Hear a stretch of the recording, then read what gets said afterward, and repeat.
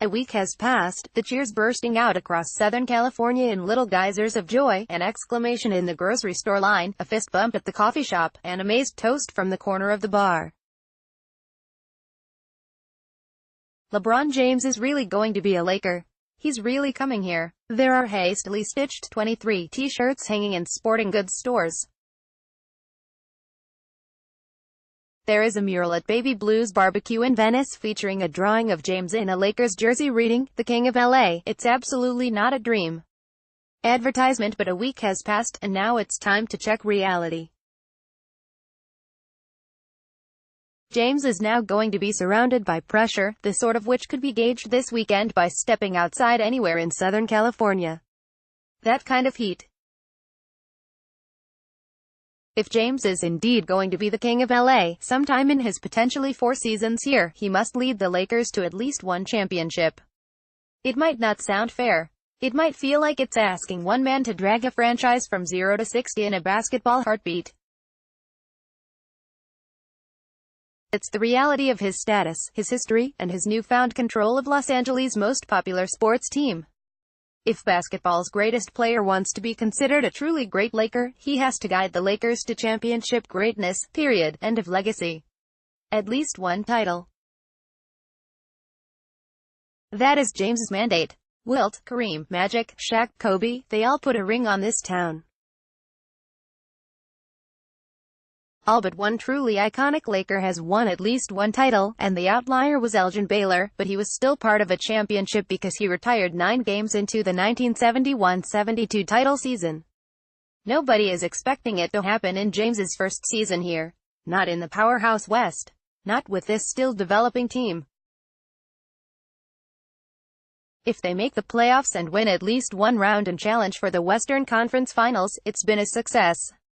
The Lakers having the salary cap space for James to attract another superstar here next summer changes the stakes. The expectations for at least one championship arrive as soon as next season, and will remain until he leaves. LeBron James has been to 8 consecutive NBA Finals with the Cleveland Cavaliers and Miami Heat. Carlos Osorio, Associated Press, at least one ring. It's James's Heat, because the Lakers' basketball operation is now clearly his operation. There's no more pressure on Magic Johnson. He's splendidly done his job, fulfilled the reason he was hired. He didn't just sign James for his skills, but for his vision, and he's smartly going to defer to a guy who saw his way to 8 consecutive finals and 3 titles. This is not a hostile takeover. The Lakers are giving their ball to James and seeing what he can do with it. It's an understandable move. It's also one that puts the onus directly on him. LeBron is not only a Laker, but, for as long as he is here, the Lakers are LeBron. He's going to build the team. Their 3 seemingly crazy acquisitions since he arrived were all approved by him.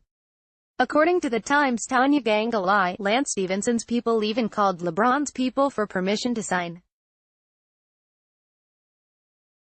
An Indiana Pacers official later claimed that James phoned Stephenson personally with his approval. Then, did you hear about Rajon Rondo's first comments after signing Friday? Is there any doubt why he's here?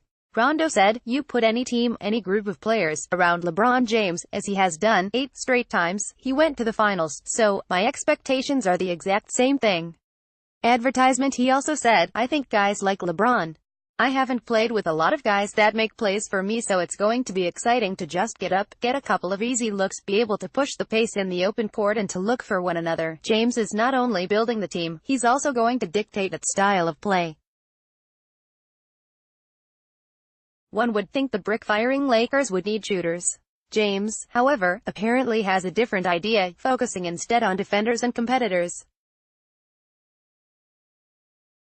One hopes that means he will not attempt to sign his old pal Carmelo Anthony, who is being dumped by Oklahoma City. That would be a worse idea than even signing Stephenson. The Lakers do not need a declining veteran who demands minutes and shots while he does little to earn them. James, of course, is also going to help coach the team. This should be no surprise. He's done it everywhere he's been. Some of these moves are actually being made without consultation of the coaching staff, which pretty much means James has already joined that staff. So be careful when evaluating Luke Walton. He is a young coach in a difficult position. Walton might have to coach one team of veterans on one-year deals, another team of impressionable kids, and a third team that is the king. It's a tough gig. Win or lose, they're going to be LeBron's Lakers. What James is being empowered to do, incidentally, has never been done before. From the time Jerry Buss established himself as the boss, no single player has ever been able to completely run this legendary franchise. Magic Johnson never did, even though he was blamed for the firing of then-coach Paul Westhead just 11 games into the 1981-82 season.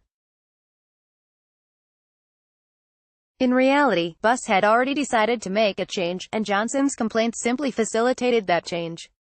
Johnson was larger than life, but he was never larger than Buss. Shaquille O'Neal tried to run the Lakers, loudly demanded that the owner pay him, and Buss sighed and shipped him out. Kobe Bryant tried a different type of power play, loudly demanded the owner trade him, and Buss wisely refused and built 2 more titles around him.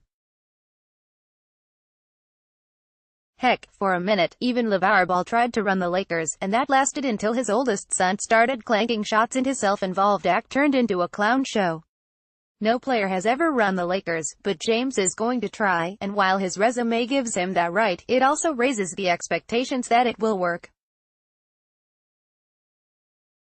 Check that. It must work.